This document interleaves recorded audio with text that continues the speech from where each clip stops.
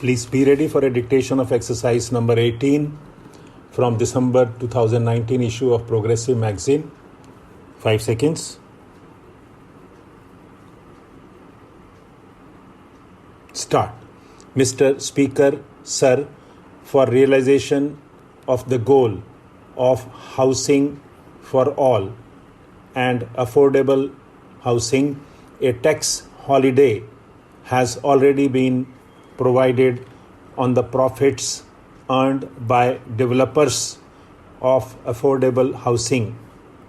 All interest paid on housing loans is allowed as a deduction to the extent of 2 lakh in respect of self-occupied property.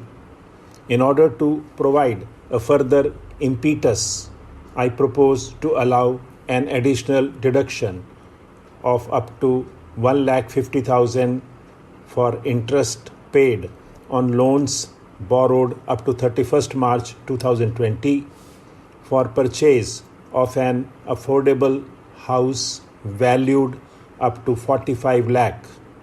Therefore, a person purchasing an affordable house will now get an enhanced interest deduction up to 3.5 lakh. This will translate into a benefit of around 7 lakh to the middle class home buyers over their loan period of 15 years. Non-banking financial companies play an increasingly important role in India's financial system.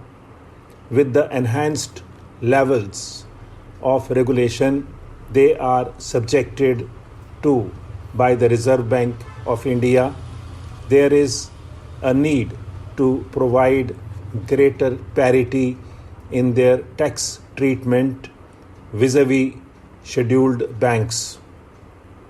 Currently, interest on certain bad or doubtful debts made by scheduled banks and other financial institutions is allowed to be offered to tax in the year in which this interest is actually received.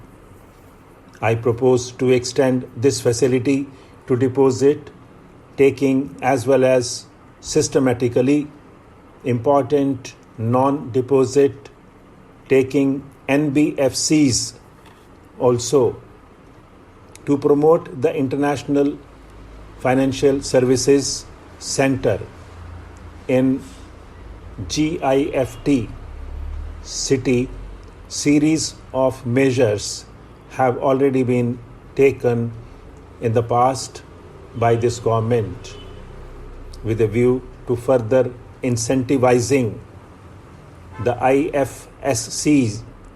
I propose to further provide several direct tax incentives to an IFSC, including 100% profit-linked deduction under Section 80 LA in any 10-year block within a 15-year period, exemption from dividend distribution tax from current and accumulated income to companies and mutual funds, exemptions on capital gain to Category 3 and interest payment on loan taken from non-residents.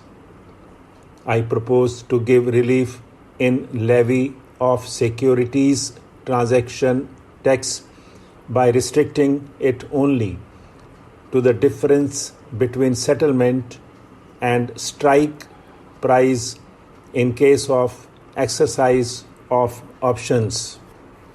India's ease of doing business ranking under the category of paying taxes showed a significant jump.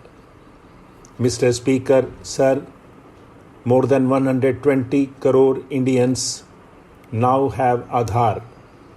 Therefore, for ease and convenience of taxpayers, I propose to make PAN and Aadhaar interchangeable and allow those who do not have PAN to file income tax returns by simply quoting their Aadhaar number, and also use it wherever they are required to quote PAN.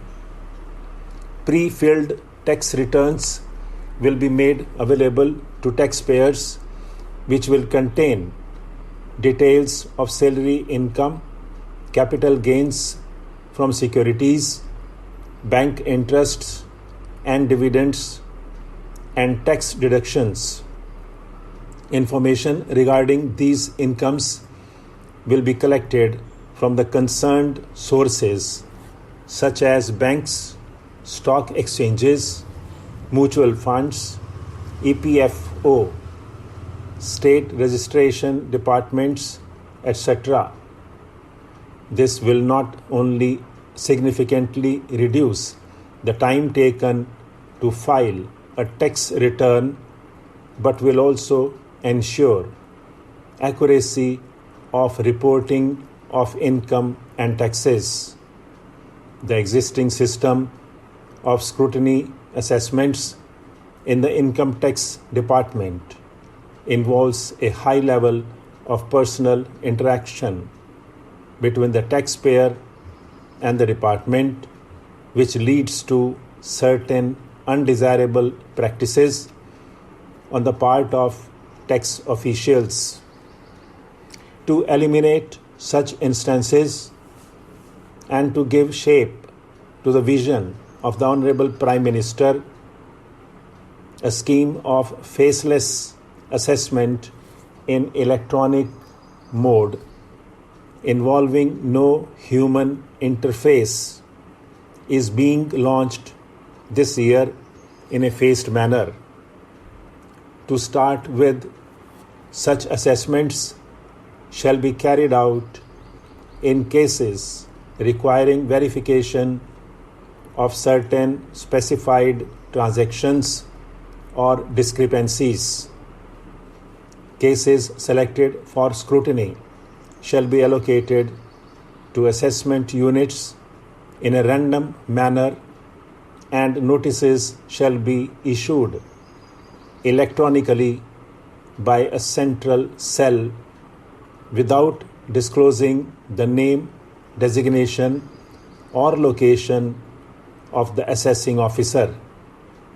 The central cell shall be the single point of contact between the taxpayer and the department. This new scheme of assessment will represent a paradigm shift in the functioning of the income tax department. Mr. Speaker, Sir, our government has taken a number of initiatives in the recent past for the promotion of digital payments and less cash economy. To promote digital payments further, I propose to take a large number of measures to discourage the practice of making business payments in cash. I propose to levy TDS of 2% on cash withdrawal exceeding 1 crore in a year from a bank account. Stop.